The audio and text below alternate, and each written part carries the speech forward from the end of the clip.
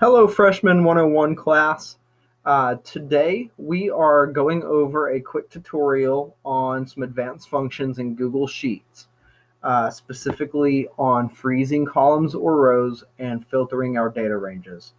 Um, the purpose for this tutorial today is that many of you will be using Excel in your classes throughout your college experience, especially those of you who are business or nursing majors.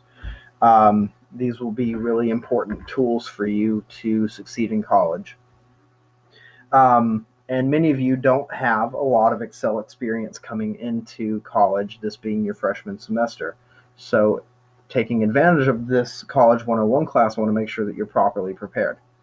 So, our objectives today, we are going to learn how to apply filters to our data ranges.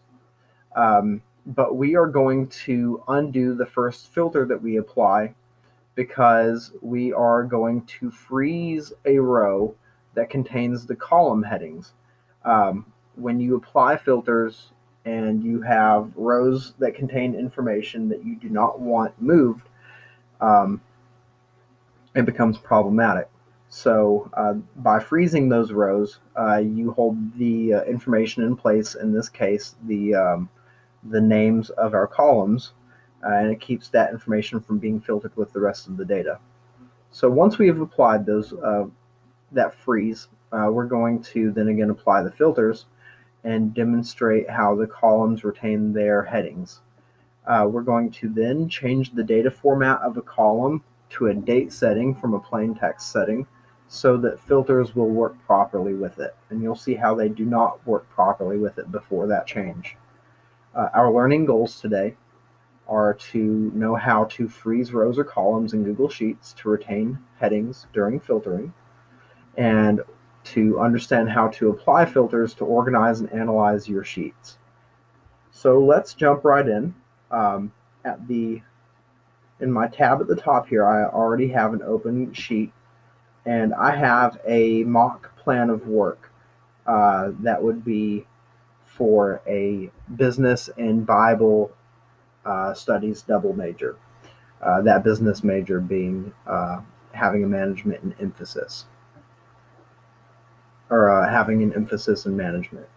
Sorry for the slip up there. But anyways, we're going to go ahead and apply our first filter. So you see in column C here that I'm currently hovering over, I'll go ahead and highlight it, that we have a smattering of different course options, or types rather. So our core requirement code essentially.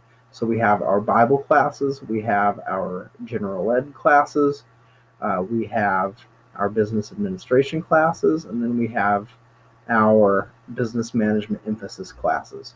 But they're not grouped together specifically. So what we're going to do is we're going to hit the drop down arrow in this column C cell, and it's going to give us the option in this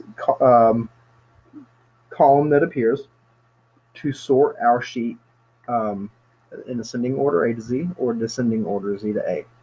We're going to choose to sort it in ascending order for right now, A to Z. So I'm going to click on that option. And now you see that our classes are organized specifically by Bible, business administration, business management, and general education. But what you probably caught, if you're paying attention, is that we no longer have our column headings in row 1. They're gone. Instead, we have them here in row 31 that I just clicked on and highlighted. Um, Core requirements, that title falling in between business management emphasis and general education, got moved down. So you're probably thinking to yourself, using Excel and filtering your information, this is really, really problematic when you have to have names for your data sets. It is. So we're going to undo the filter that we just put in place. So you can either hit Control Z on your keyboard, or in the ribbon at the top, you can click on the Edit button, which I'm currently hovering over. I'll click on Edit. and I'm going to click undo. Now back to normal.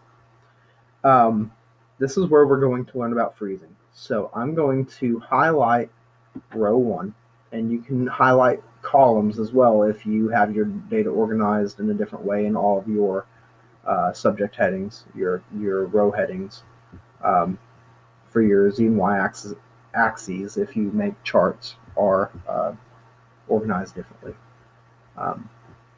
You can click on those rows instead. But like I said, we've got row number 1 selected. And now what I'm going to do is click on View in that ribbon right beside Edit. There's a freeze option at the very top. And we're going to select 1 row. Now row 1 is frozen. Beneath row 1 we have this little gray bar that we didn't have there before. Clicking on column C and then clicking on the drop down arrow within that cell, I'm going to sort the sheet A to Z again. And then you see that we have our column headings that retain their place this time, while our sheet is now formatted in the way that I wish it to be currently. So, let's say that I'm meeting with my advisor and I need to find out which classes I'm going to be taking next semester, and he's going to approve my schedule for the next semester. We need to organize the data not by the core requirement, but by the date that we take the class. So I highlight column E, I click on the drop down arrow, and I sort the sheet A to Z. And we run into a problem. All of our winter classes that begin in January are lumped together, and all of our fall classes that begin in August are lumped together as well. So how do we fix this?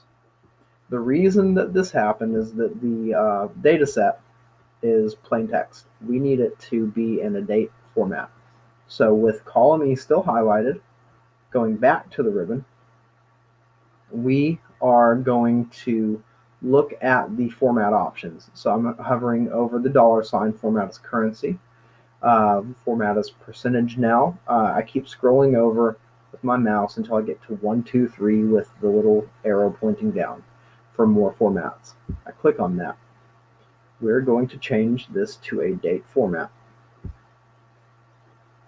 You notice that the information shifted from the left side of column E to the right side. We're going to refilter this information after one more step. First, I'm going to right-click on this highlighted information. I'm going to actually move this screencastify bar out of the way. I'm going to right-click one more time. Scroll all the way down to data validation. I'm going to click on that. And we are going to change the criteria to date. And we are going to save this validation.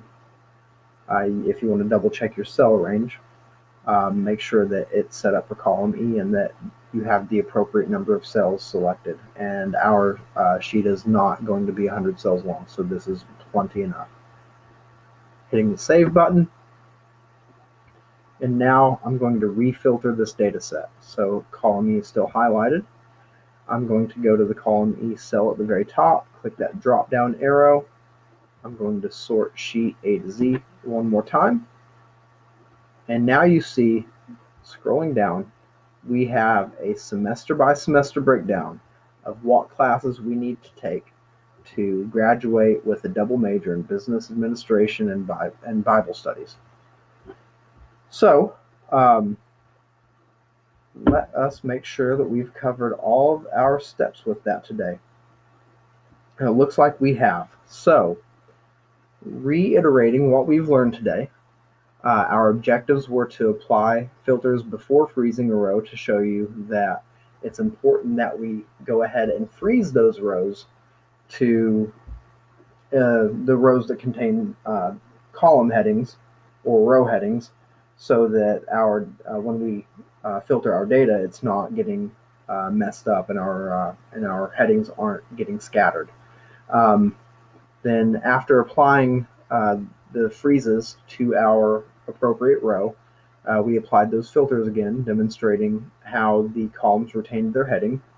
And then finally, we changed the data format of a column so that we could organize our filters to show a semester by semester breakdown of our college plan of work.